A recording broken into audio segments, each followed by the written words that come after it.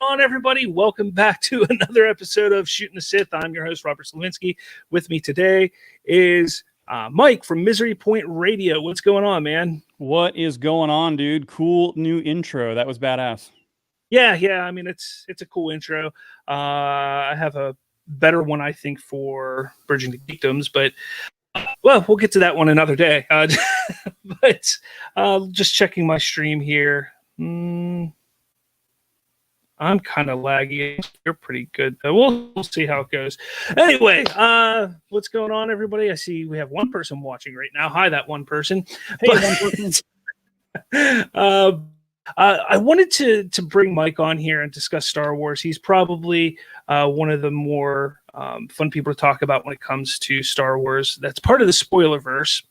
So I wanted to bring him on and discuss some of the things that are going on right now when it to the fandom. Recently, Megan dropped the season finale, and it started bringing up a whole bunch of questions and different things that people are really starting to talk about. Mainly, are they trying to retcon or, in a way, remove the sequels from canon?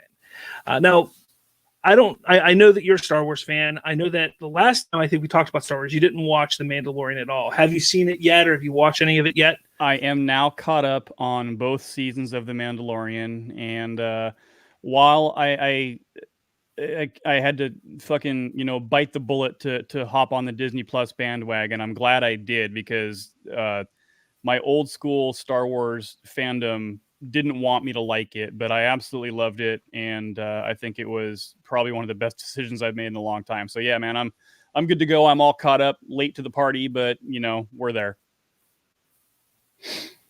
There we go. I'm trying to see if this helps. I'm showing a lot of lag on my end, so I apologize to people watching. I'm trying to fix it here, but I'm glad that you're all caught up, because it plays a big part in our discussion here. I had a feeling we were going to go down that rabbit hole for sure. But let me first, when you first saw, and we're not going to, read The Mandalorian or anything, but first saw that finale for season 2, and you saw Luke Skywalker come down the hallway, just slicing and dicing all those, what were they called? Dark Troopers. Yeah, the Dark Troopers. What were you thinking there? It was kind of a mixed bag, I guess, of emotions, excitement, irritation at the same time. I guess the first thing I was like, okay, this is kind of cool, and then I was like, I don't know, man. Somehow it kind of feels like a cheap cash in. I couldn't shake that element of it. But that being said, the scene itself and how it played out, I felt was the scene was awesome. But then at the same time, my super old school nerd self was like, that didn't seem very Luke Skywalker-y. At least in the sense of how he was portrayed, how he looked, and kind of the feeling and the era that it was evoking. I felt like there was definitely a disconnect from what I perceived that Luke Skywalker would have acted like, in the sense that he was like all aggression. You know what I'm saying? Not like this cool, calm. Like if you just kind of walk through and ho-hum, I'm kind of hacking up these dudes because I'm awesome, and force pushing them and throwing them about here and there, and just had that very stoic look. But he looked like fucking, I'm going to kill you, I'm going to tear you all apart, and I'm just going to just destroy everything. So it kind of seemed off to me, and I don't know if that was intentional. I don't know if that was like, maybe they wanted you to see a different side of it, or maybe it's foreshadowing to something else where they're going to say, maybe that wasn't really Luke Skywalker. Who knows what they're going to do. So I guess I was confused. I enjoyed it. I thought it was awesome, but I kind of walked away from it going, I don't really know how to process what I just saw. Yeah, honestly, I mean, I kind of felt the same at first, because, I mean, obviously for me, it was kind of like, who is that? Is that Ahsoka? Is that Luke? Then you see the green saber, you see the, the glove hand, all that kind of stuff. You're like, okay, that's Luke. And then I'm sitting there like, wow, he's really sharp right now. He's just going in, tearing shit apart. Right. I think it was intentional. You know, you're saying, I don't know if it was intentional, if that's something that needed to be done. I do believe it was intentional. And I think the reason that it's important that they showed it like that is because people wanted that Luke to show up in the sequel trilogy. Yeah. And he never did. Yeah. I mean, we saw a powerful Luke. We did. But he was powerful with the Force. We didn't get to really see him portray any of those lightsaber skills or Jedi skills, with the exception of, you know, Force projection, really. Right. And that was the reason I think they went the route they did in showing him just tearing apart those droids, essentially, because one, they're not people. And I think that's very important to realize there. You know, they weren't people, so it wasn't like he was killing soldiers or innocent people. Yeah, good call. So, you know, they have the droids there, and, you know, but it was all about, like, look, you guys wanted a badass Luke. Here he is, thankfully. So you think it was kind of fan service? I mean, isn't all of Star Wars fan service anymore? It felt very oddly specific, though, to me. What's going on, Andrew? Thanks for stopping by and you know, watching the show here. Apologies if my stream isn't great. My internet is just really bad right now. I'm hoping watching it as I go here, I seem a bit laggy. Mike seems a little bit better than I do, so apologies for that. But no, I mean, Star Wars, when it comes to the fan service, absolutely. You have to. The great Favreau and Filoni, what they've done with The Mandalorian, is they've made it their own thing, but just little bits and pieces of fan service throughout, which is what it needs. It doesn't need to be all fan service, but it also can't just be all new, like what they try to do with the sequel trilogies, essentially. I want to say just outright that I'm a huge fan of Jon Favreau. I think he's probably one of the most underappreciated filmmakers right now, considering that he's done work with blockbuster stuff as well as kind of the indie stuff back when he started. I would have never in a million years pictured him as being a Star Wars guy, and I feel like he just fucking nailed it. I think whether or not it's his personal knowledge or the knowledge of the people that he has surrounded himself with, either way, I think it's perfect. I really thoroughly enjoy his take and his interpretations, and everybody that's directed episodes on The Mandalorian. And I know that we're not here to talk about The Mandalorian, but Jon Favreau, he's fucking legit, and I wish he would get his own movie trilogy. And that would be awesome. No, I mean, it's important to talk about The Mandalorian here, because that is where everybody, this whole retcon and removing of the sequel trilogy in place, it's with what Jon Favreau and Dave Filoni are doing right now. And the knowledge of Favreau when it comes to Star Wars, I'm sure, is rather great. I mean, he is a child of Star Wars. I mean, he got into making movies because of movies and things like Star Wars and that time period. So it's no surprise that he has the love and the ability to build a story like this. But I think the knowledge more so comes from Dave Filoni's side, who's a student of George Lucas and was since 2005 that he started working with George Lucas. So he's been in Star Wars for 15 years, which, you know, got a shout out to my boy Dave Filoni, Pittsburgh native. What's going on? But he's definitely the brains when it comes to lore. Or Favreau is very knowledgeable and understanding on how to build the story, how to properly give that fan service and have the connective tissues to everything else. And that's where I think, and why those two work so well together. And I think that is why the conversation right now is, are they retconning? Are they removing the sequel trilogy? Because, well, we can sit here and say Brooms and Ryan, John, Chris, all the people who were either wrote or filmed the sequel trilogy, well, they're all fans of Star Wars. They wanted so badly to make it their own and do something different. Like, yeah, we got the legacy characters. Everybody loves the legacy characters, but we're going to go this route now, because who wants to talk about what happened in 77 and in the 80s? It's new.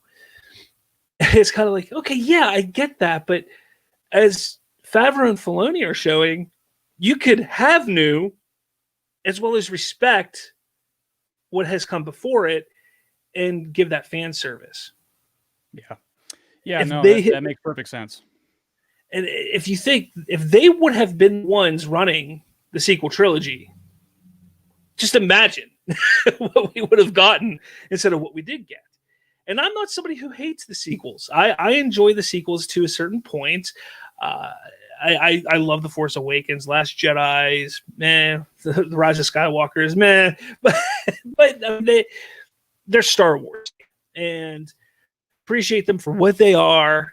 And for the biggest thing is for giving me the opportunity to enjoy Star Wars with my kids in a theater.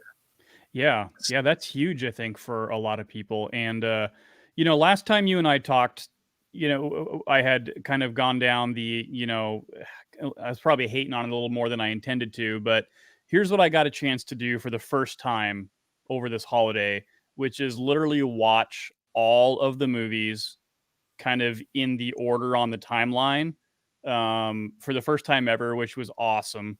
And so over the course of, I don't know, 5 or 6 days or something, kind of gave me a new appreciation for it because it had been a while since I'd really digested it all. And when you digest it all at the same time, I think it feels different. It makes more, not just like linear sense, but it's kind of like everything is fresh in your mind when you move on to the next part of it.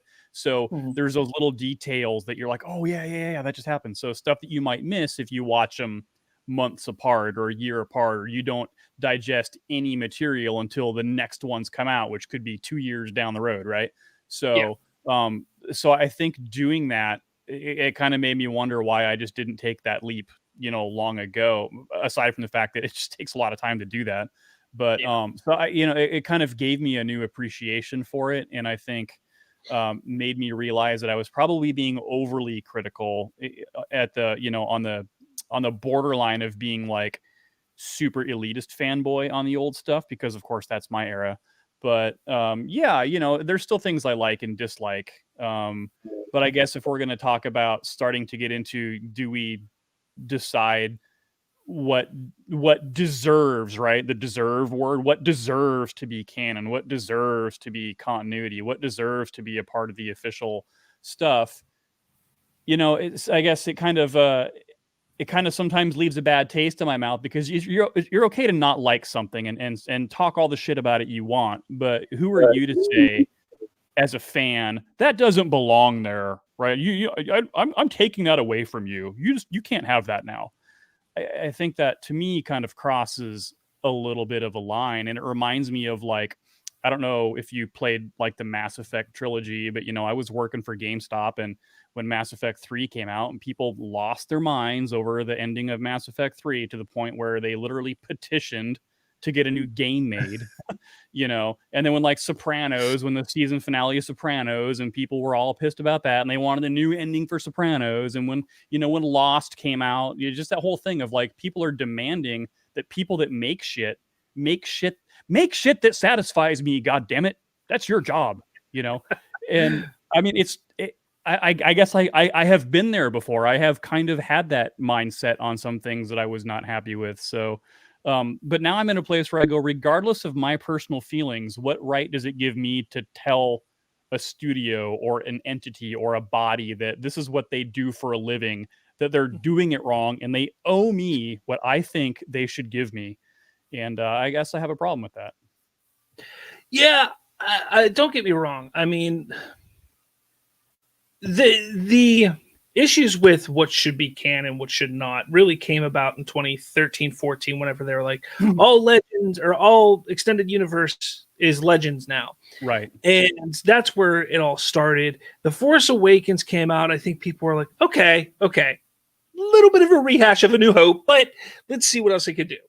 Rian Johnson did his, probably the most divisive Star Wars movie to date, Sure. Project anything to date.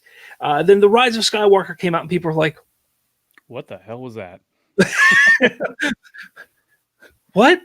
Yeah. You know, and I think that it was something that built, because it was like, okay, Force Awakens, we can get behind it, let's see where it goes. Then it was like Last Jedi, okay. Then The Rise of Skywalker, okay. Like, can we have a redo? Can we have a redo? And I think that's how it all became to be what it is.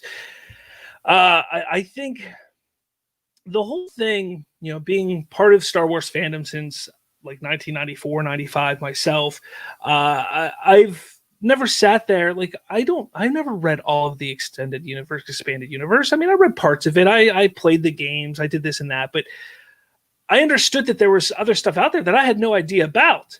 Right. That didn't mean that if I saw something that I didn't like, that I was like, oh no, forget it. No, not canon. Like, that wasn't a thing back then. And now all of a sudden people feel like, well, even though there are parts of the expanded universe that sucked, we never said, nope, that's not canon. You just accepted it. But now that the movies, that there's things that you don't really like, instead of just accepting it and saying, well, that's part of it, but I don't pay attention. Nope, we got to get rid of it. Yeah. And I think it's it's the whole, and I hate the phrase cancel culture, but it kind of feels cancel culture-y to me. You know what I'm saying? Like people just want to disavow its existence. And yeah, you could find holes and, well, that doesn't match up with this and this and that. And, you know, the whole, Obi-Wan with the droids thing that people are, having a hard time with. And I'm like, I get all that, dude. You're right. But you can go through every movie that you've ever seen and find a plot hole, usually because they have parts of a screenplay that are written but never get actually produced, and they cut that shit out, and then it leaves a hole. That answers some of it, But the reality is, yeah, man, when you're writing this shit, I mean, those continuity checks are brutal. You might miss something, it's entirely possible. But regardless, it comes down to people's feelings, and it comes down to people that are watching it or reading it. And I've read, like, for instance, all the expanded stuff. I'm a huge fan of the expanded stuff, especially like, the Dark Empire era and the Tales of the Jedi era, kind of all that stuff. I love it. I think it's cool. Hugely got me actually reinvigorated about the whole franchise. So, but you can argue that, it belongs or it doesn't belong. I guess I kind of look at it like, let's say that you're a content creator, you're an author, you're a filmmaker, you're a whatever the hell you are, and you get permission from the powers that be who are in charge of said IP, and they say, okay, you can do a project, we'll license it to you, this and that. At some point, just that level alone says it is now part of the universe. Whether or not it belongs in the original continuity timeline, or it's expanded, or it's legacy, or it's this or it's that, or whatever the hell they decide to call it in 5 years when they call it something else, who knows? It's still a part of said universe. And just by rights of them granting the ability for that thing to get made into existence, it is now there. Like it or not, it's there. It's a thing.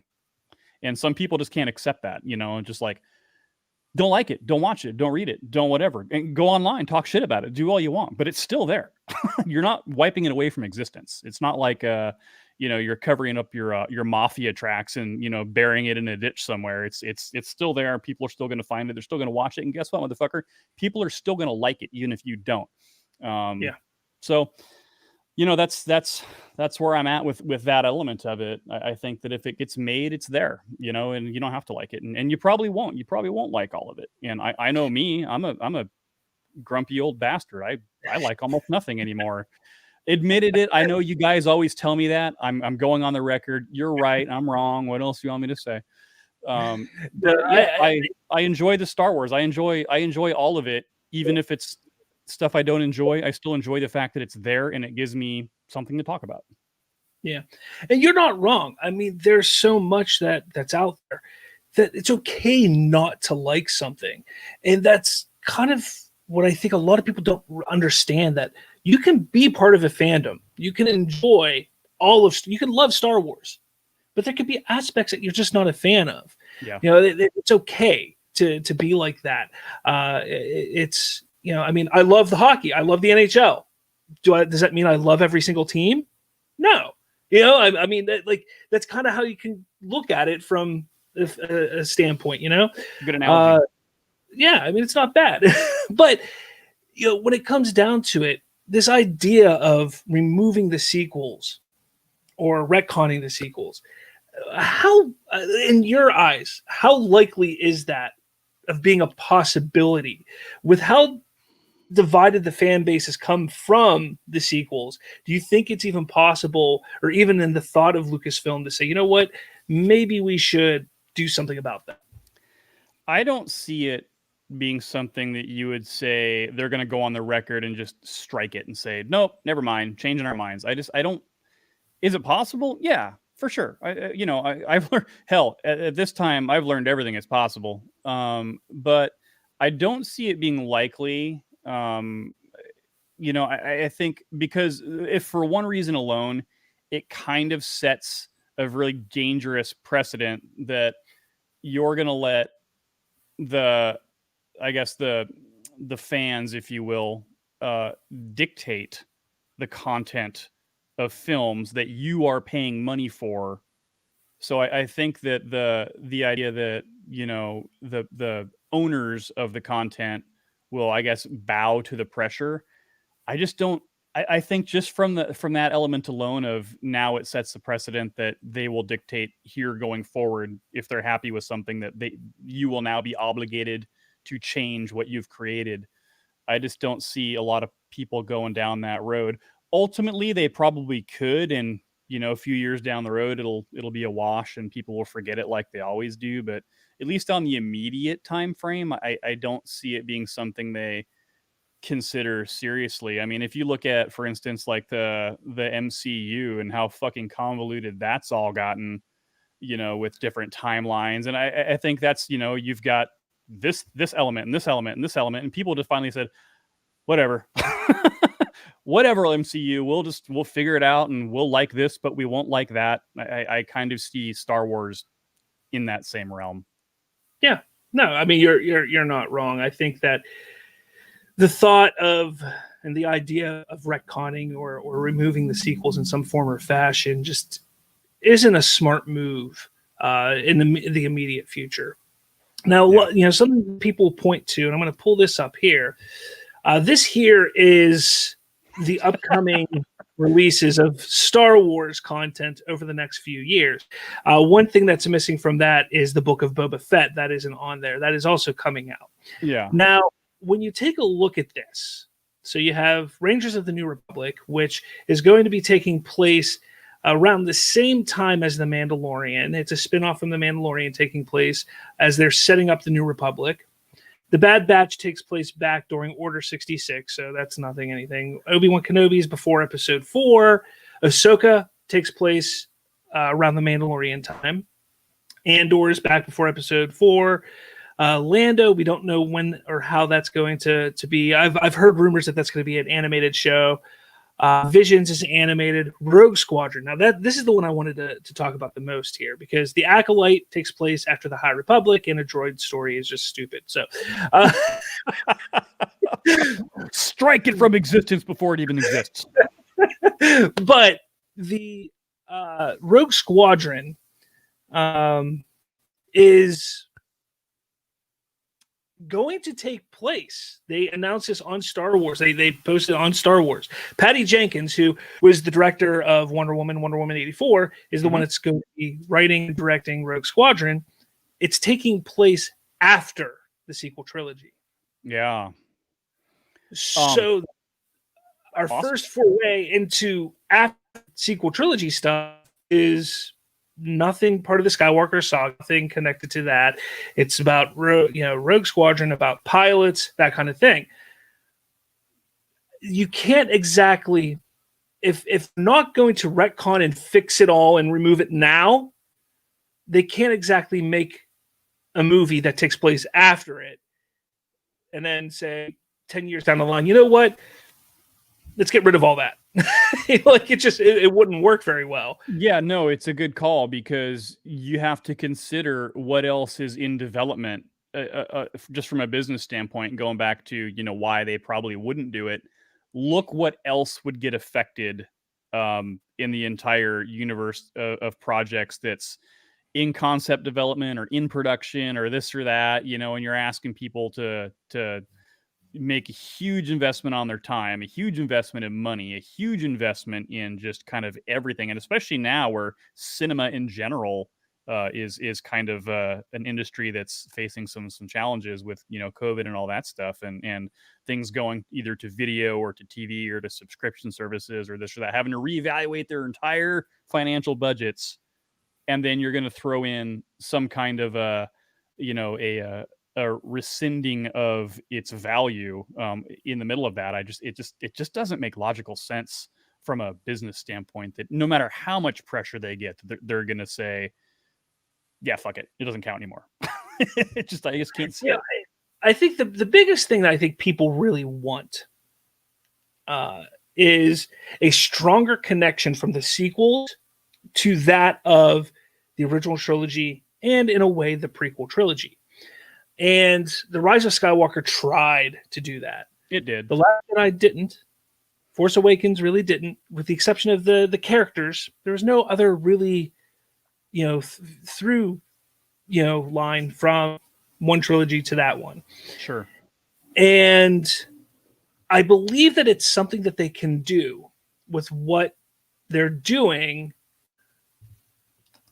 with all of that. Yeah. Because especially Rangers of the New Republic and Ahsoka, those two specifically, and The Mandalorian and the Book of Boba Fett in a way, that all takes place after the original trilogy, but before the sequel trilogy. The sequels, yeah. Think of it like this, and this is how I've been trying to explain it to people. We had the original trilogy. 15 years later, we got the prequel trilogy, which explained everything that we saw in the original trilogy in a way. Kinda, yeah. They can do that now. They can improve the sequel trilogy without necessarily removing or retconning, which I'm sure they'll retcon some things, little things here and there. I'm sure they will. But they're going to do that by what they're doing on Disney Plus with all these shows.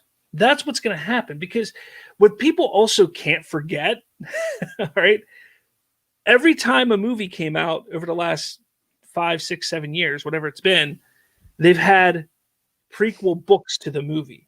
So you have the Aftermath series that, all takes place before The Force Awakens, or takes place before The Last Jedi, or before The Rise of Skywalker, that is set sometimes years prior to that movie. So they've already built a lore, a prequel-ish lore to those films. So if they remove, and comics, they have comics also. So if they were going to remove those 3 movies, it's not just removing 3 movies, and it's not just retconning 3 movies. I mean, the story, the amount of story that they have based around those 3 films, there's quite a bit. I mean, there's dozens of books and comics out. And I don't think people realize that. I think that that's something that, when people are like, oh, they need a retcon or they need to remove the sequels, they're just thinking the movies. Now, an argument that I got into with somebody was, well, why don't they just move it all over to Legends and then just start new? So start from The Mandalorian and just go. Just go, yeah. I guess it's a possibility. I guess they could do that. When you think about timelines, and you can have a timeline here, and then you can have a timeline that shoots down here. What the heck? It's Star Wars. It's mystical. It's all that jazz. Okay, yeah. But do we want that? And does it really matter if they do that or not? Because The Mandalorian, I think unanimously, is enjoyed by everybody. So yeah, I would say yes, it is. So why not just say, you know what? We got the sequels. They are what they are. More of this, though. Give us more of this and be done with it. Yeah. I don't understand the mindset of people. Like, just push forward with what we're getting that's good. Be excited about what's coming. Because, again, I'm going to pull this up again. That's a lot of stuff. Dude, it's a lot of stuff, yeah, and you probably won't like all of it. Like Robert Slavinsky, will probably not like all of it, but the little Timmies of the world who are just getting introduced to it, and the Grandpa Jacks and all these guys that come from different generations, and maybe some like animated, some don't like animated, some like live action, whatever. There's something in that batch of stuff for everybody in that enjoys the Star Wars, like I guess you call it the Star Wars multiverse at this point. But that's a lot of content, and conceptually, in fact, the only one I hadn't heard of was the Bad Batch, and I was laughing because that's just a funny name. I actually thought it was like I thought it was like a fake name, like somebody was being a smartass and just saying. Well, no, Bad Batch it's based off. So it's the Clone Wars animation from the Clone Wars series, and the final season that just came out earlier this year had a small arc in it of clone troopers that were called the Bad Batch because there were issues with their cloning, and they weren't exactly like the other clones. They had some weird things going on with them. Gotcha. They were called the Bad Batch, and they would be sent in to do crazy missions. So we kind of had a backdoor pilot during the last season of Clone Wars for the Bad Batch, which I haven't seen the last couple of seasons on Clone Wars. I'm not caught up yet on that. Yeah. But, okay, that makes sense. But the Bad Batch, from what we've seen, it appears it's going to be taking place during Order 66. Okay. So that's going to be pretty cool to see Order 66 from that side, because even though Clone Wars Season 7 had aspects of Order 66 in it, and then we saw part of it in Revenge of the Sith, I think, at least me, I want to see a lot more. I mean, I don't want to constantly live through Order 66 again, because it is a pretty heartbreaking thing to watch, but I definitely want to see different aspects and different points of view on it. So that's what Bad Batch is. But the thing that people need to realize, I'm going to jump around here real quick. Rangers of the New Republic and Ahsoka, those are being spearheaded by Favreau and Filoni. So the two men that are having so much success with The Mandalorian, they're also doing Rangers of the New Republic and Ahsoka. So you can only assume and guess, they're probably going to be just as successful. Andor is a spinoff of Rogue One, which is, in a lot of people's opinion, the best of the prequels or Disney era films. Rogue One was huge. And then Star Wars Obi-Wan Kenobi, everybody's wanted that. Everybody, So right there, that's 4 shows out of, what is that, 10? 4 shows that most likely are going to be big hits and enjoyed in some form or fashion. And let's not forget that Obi-Wan is going to reunite Ewan McGregor and Hayden Christensen back together. Yeah. I mean, we're going to see Darth Vader. That's what people have been asking for. We want more Darth Vader. We're getting it. Yeah. And I think that people need to calm down. I think they need to take a calm the F down, MFers. Seriously, don't be like me. Chill the F out. Get rid of this. Stop with the whole cancel culture crap. We're sick of it. It's old. It's done with. But again, you when you think about it, they're giving the fans what they want, and they are. And I think they realize the sequel trilogy, we didn't give them what they wanted. We thought we knew what they wanted, but we didn't give them what they wanted. Tell me what you want, what you really, really want. Right? That's what. Hey, I don't want to go down another rabbit hole, but I have to ask this because maybe I missed something, but correct me if I'm wrong, which I probably am. Okay. So you were talking about Rogue One a minute ago, which, by the way, I have to concur was fantastic. I absolutely love that. And then you had Solo, which were part of and I believe they were going to call it the anthology, the Star Wars anthology or something like that. And it was going to be a continuing, and there was supposed to be some more, but then I didn't hear anything else after Solo. Did I miss something? Was there another project that they announced, or did they drop something that was going to be part of that?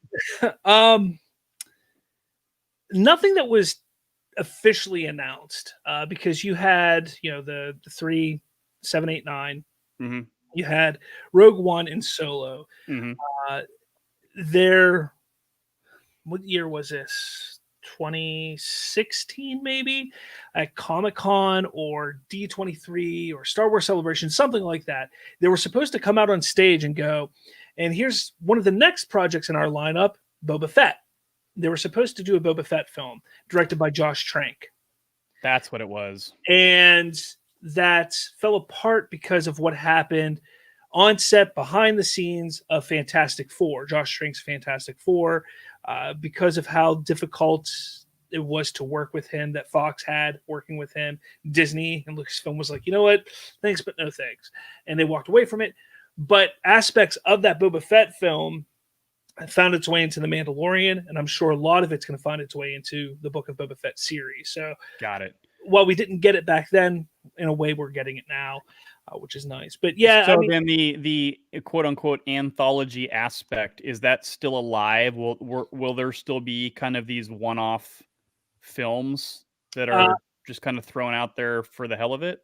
Obi-Wan Kenobi and Andor appear to be the next two that are like that. Obi-Wan Kenobi is speculated to be 6 episodes, and it's a 1-season, one and done thing. Okay. So that's kind of like the anthology thing. But not a feature film, not a theatrical release. No. Nothing on the feature film. I don't know what Rogue Squadron is going to be. Is that going to be a one and done? Is it going to lead to a new trilogy? No one really knows at this point, because there's also the Rian Johnson trilogy, which I have heard is still in the works. I talked to somebody who told me it is still in the works. It is not officially canceled by Disney or Lucasfilm. So it's still in the works, which is a trilogy. Rian Johnson is a trilogy that he was making. Right. You have Kevin Feige from Marvel Studios fame. He has an idea for a Star Wars feature. You have Taika Waititi, Thor, Ragnarok, and Love and Thunder fame. He's got a Star Wars movie in the works. There's a good bit coming, film-wise, but nobody really knows. Are they going to be one-offs? Are they going to be trilogies, with the exception of Rian Johnson, who... And will they even happen to begin with? Exactly. Yeah. That is another thing. Or will they say, you know what, this is a little more ambitious. I'm going to move you to Disney Plus to be a series, which is what I fully expect to happen with Rian Johnson's outline. Okay. And whether he stays on as producer, directing, writer, that story, from what I hear, Lucasfilm was really excited about it. And they want to see it come to fruition. But again, they have the cold feet from what happened from The Last Jedi. They have cold feet, and they really liked Rian Johnson. His production was the only production prior to The Mandalorian, as far as we know, that had no issues at all. You know, when it came to Rogue One, they changed directors. Secretly they changed directors. The Force Awakens, there was back and forth, script rewrites, George Lucas debacle, all that kind of stuff on The Force Awakens. The Rise of Skywalker, you had Colin Trevorrow lead the project. J.J. Abrams come into the project. So all of their Solo, look what happened there. Miller and Lord had to be essentially pushed out and Ron Howard brought in. Jettisoned. Yeah.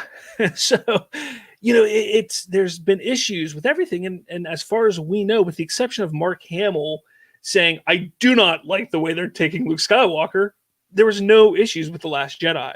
So they like him, but they haven't been willing to move forward yet with his project. And I don't really know why. I don't understand it, because if they're excited about it, and with the ability to utilize Disney Plus now and the technology that they have, I'm not going to say that it's cheap to make these things, because they are like film productions. But it's not costing them $300-400 million to make a 5-6 episode show.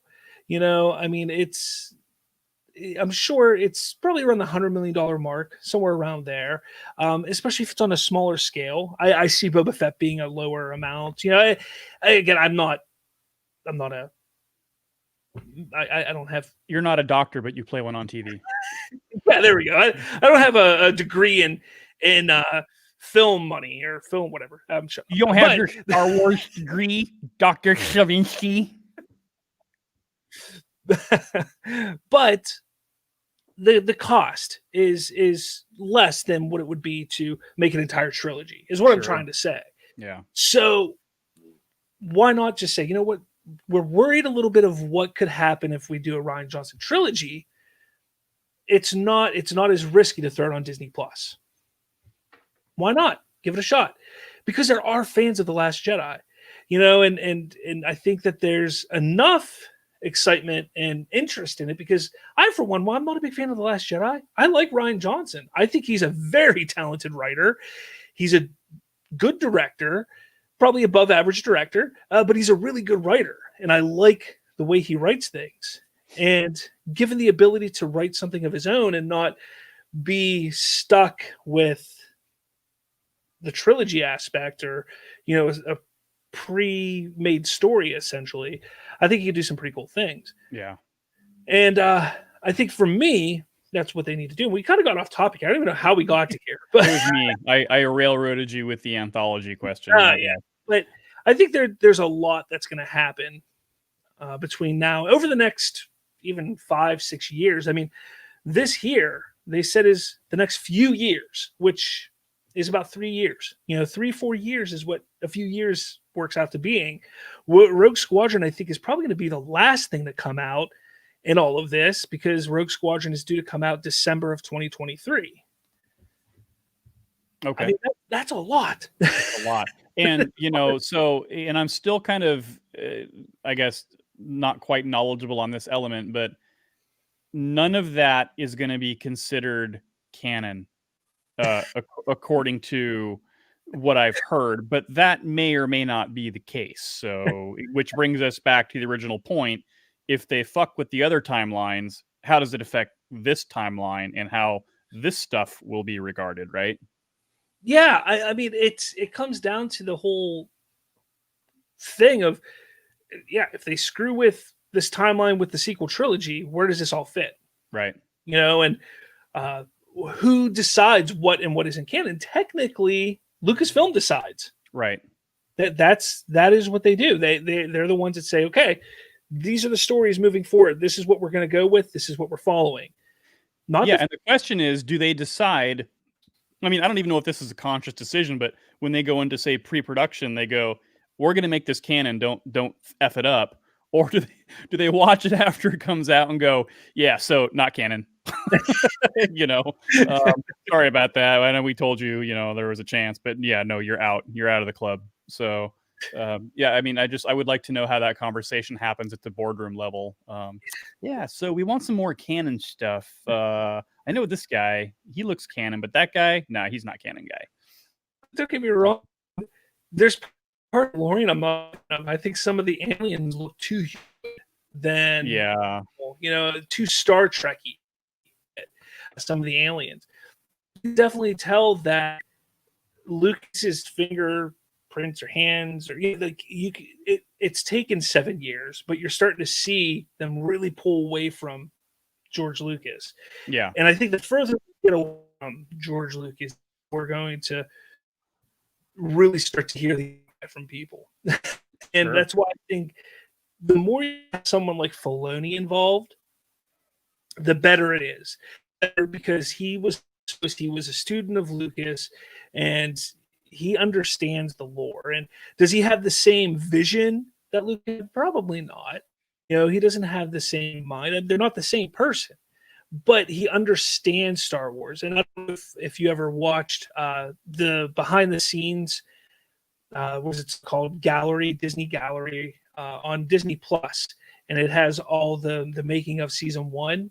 There's that one episode where he's like, look, The Phantom Menace is a genius movie. And he goes into why it is probably, and when you sit there, you're like, holy crap, I've been looking at that movie the wrong way the whole time.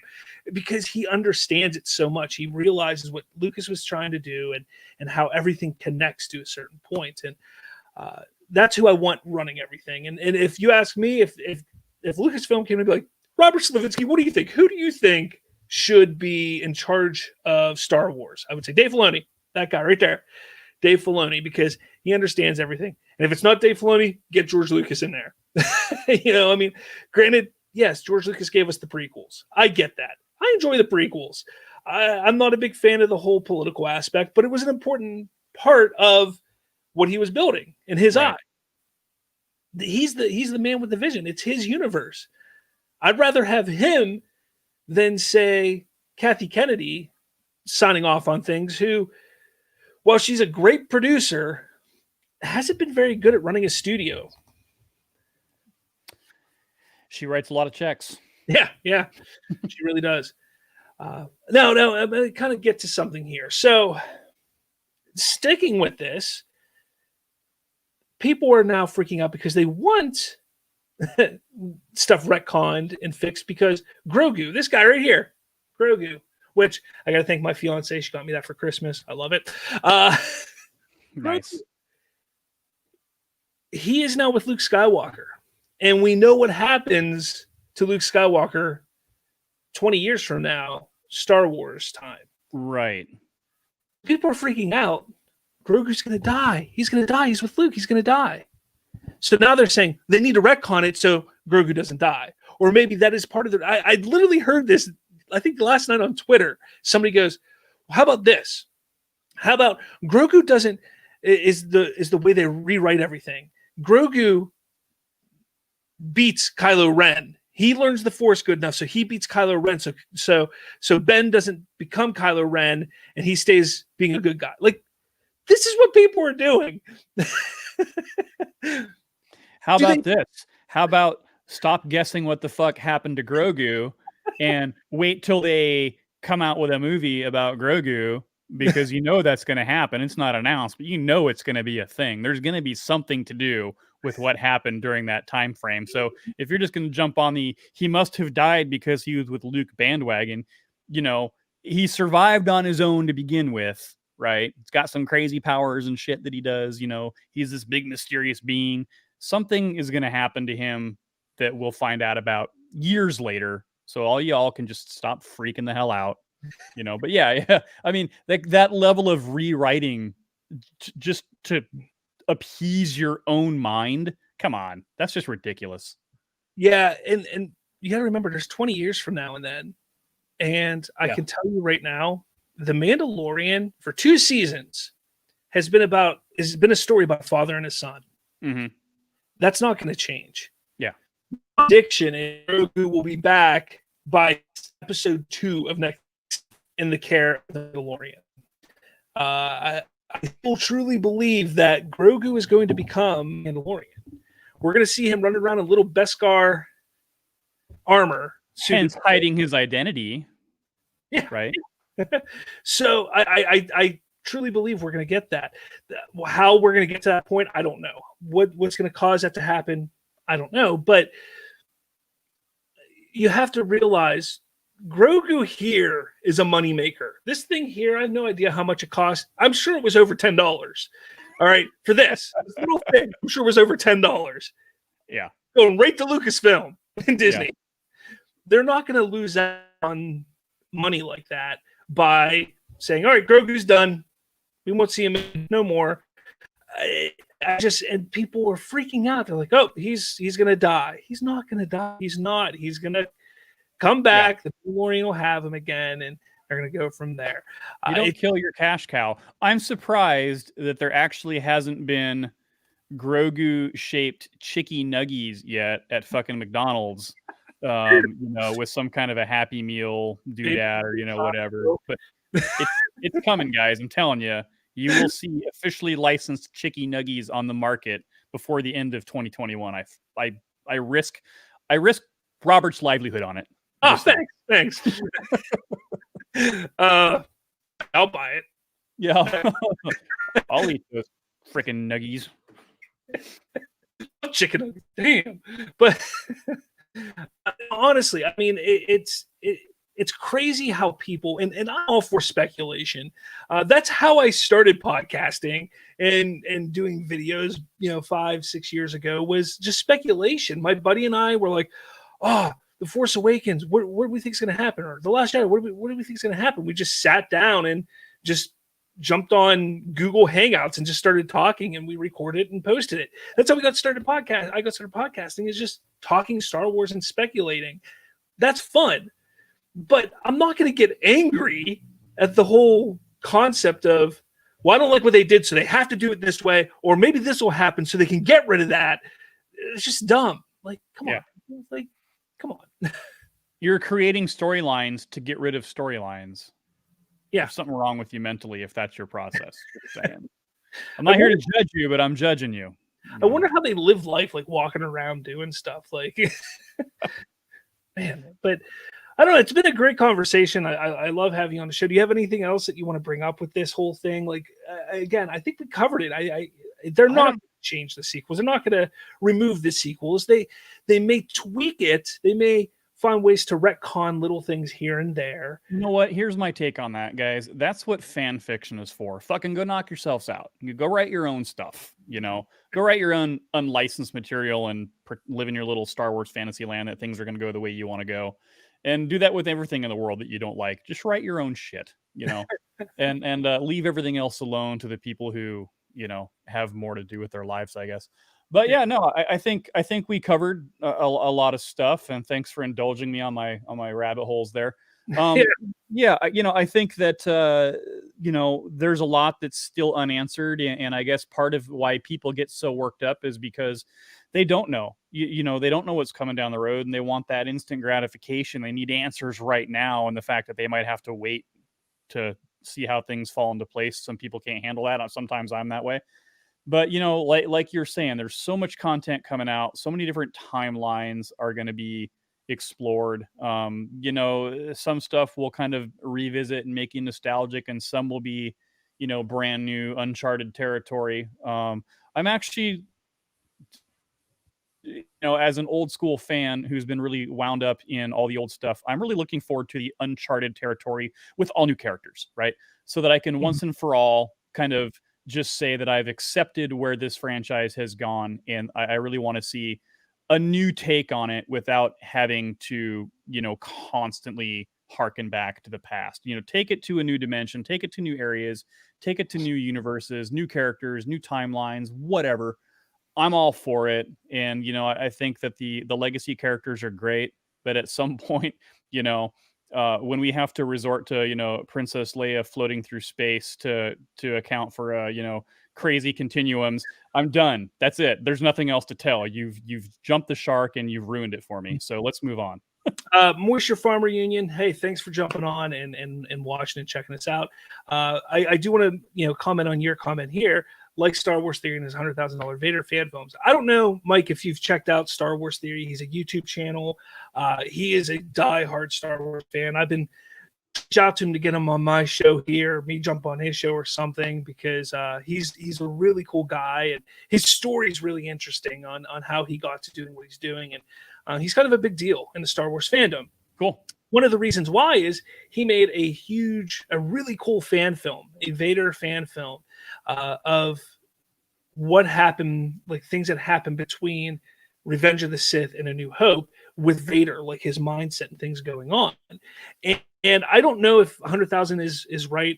Moisture Farmer, you may know more about it than I do, but I know it cost him a lot of money to do it. And here's the crazy thing. He can't make money off of it. The way Lucasfilm is, they're all like, hey, go make fan films, do your thing, make fan films, but you can't make money from it. Yeah. And so he's putting all this money into these fan films. I'm okay with that. Like, yeah, great. Go make fan films. Have fun with that. That isn't sitting there changing and demanding change. You're just saying, you know what would be a cool idea? This, and does it.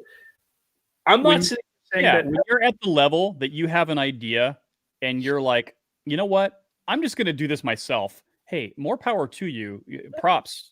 That's awesome. I'll have to check that out. And by the way, for you know, Moisture Farm Union, what are the benefits like in that union at this point? I can't imagine that. I've gone over Tatooine lately, you know.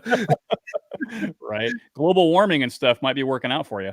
Here's pretty good. I heard that Lars family got burned to death somehow. Yeah, it's kind of a toasty one.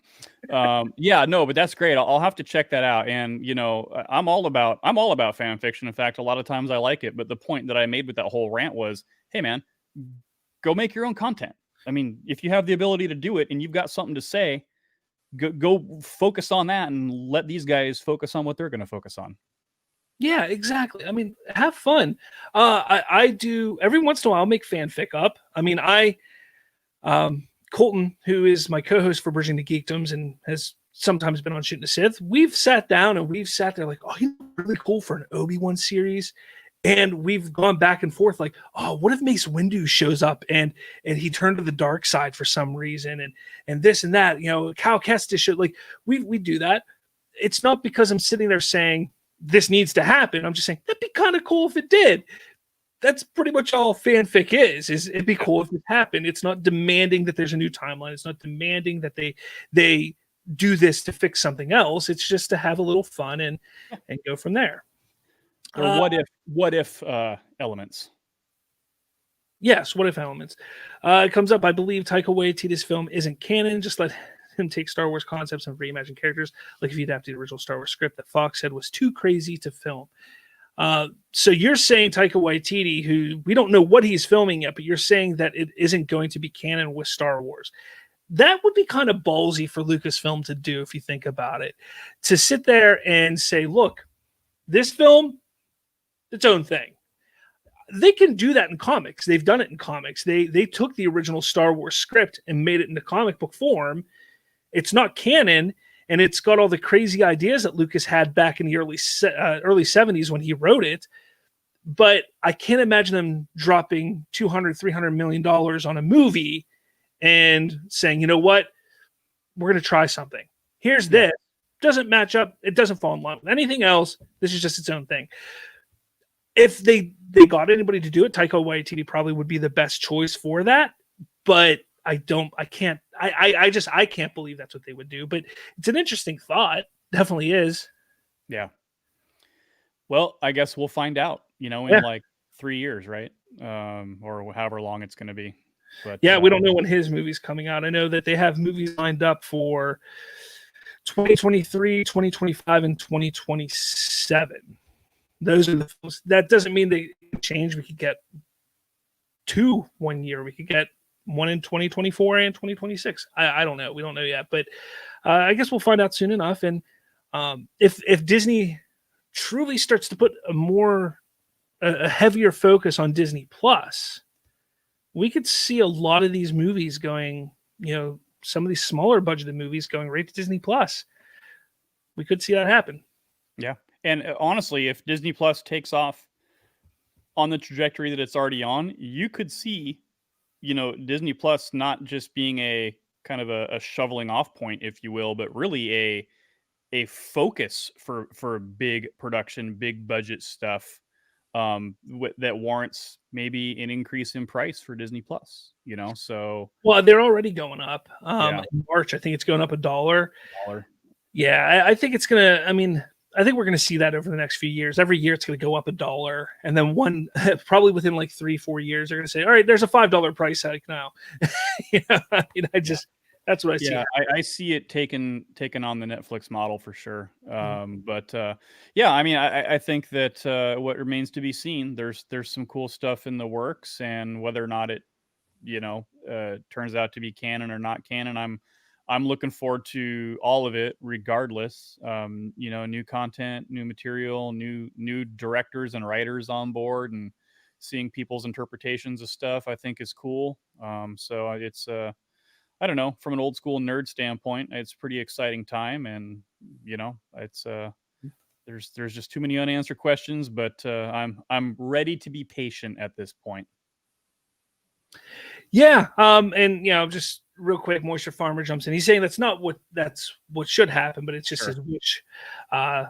He read the Star Wars comic based on the original script and how did it not get made. I think it was. I mean, that was all George Lucas. I mean, you got to remember that original script. There was many iterations to get to where he got. It didn't get made because of Lucas. You know, Right. he had the ability. That was essentially a low budget, you know, what is the word I'm looking for? You know, independent movie essentially, is what Star Wars was to a certain point. He could have made whatever he wanted. He could have done that original script, but it was his desire to constantly make the changes and have different drafts to get to where he got. And you know, with what he's done since then, we've seen bits and pieces of what he originally had planned, and you know, with Filoni and what they're doing over at Lucasfilm now, we're seeing a lot of the old concept art from Ralph McQuarrie and stuff like that make its way into Star Wars. So it's really cool, and I think that was kind of why they did the comic, because it's kind of like, look, this is a really interesting idea. This is vastly different than what we got on screen. Yeah. But I can't imagine them ever making it.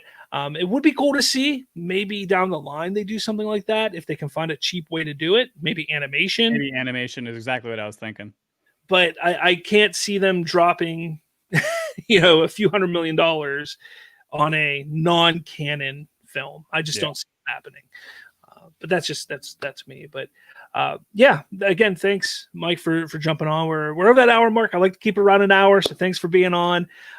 Everybody who's watched or watching, thank you so much for watching, for checking us out. Hit that like button, smash that subscribe button, smash the like, hit the like, I don't know, whatever. Just hit those buttons, please. I'm trying to get the subscription base up, so please hit that. Follow me on Twitter at Bridge Geekdoms. You can also find Shooting the Sith on there. I don't really use that one. I'm kind of moving away from that. I want to focus on one Twitter account. So at Bridge Geekdoms, you'll see it right there. Yeah, there we go. And Mike, Misery Point Radio, how can they find you if they want to talk Star Wars with you? Well, they can find me at Misery Point Radio pretty much all over the social media spectrum there. They can also find me on the Spoilerverse at spoilerverse.com/Misery Point Radio. Can also go to miserypointradio.podbean.com. And please, when you go to sleep tonight, think about me, dream about the show. Check out Misery Point Radio for some cool pop culture stuff, but also interviews with bands, artists, you know, musicians. I bring the metal pretty heavy, so you know, come prepared. And Robert, thank you, brother, for always having me on your show. I enjoy it, and it's my chance to kind of get out there and break outside of my little cozy corner that I'm stuck in here sometimes. So I appreciate the opportunity to come hang out with you. No problem. I enjoyed it. I love the talk. I love talking Star Wars, so I'm always for Star Wars talk. So thanks for being on. Again, everybody, thanks for watching, and may the Force be with you. See you guys later.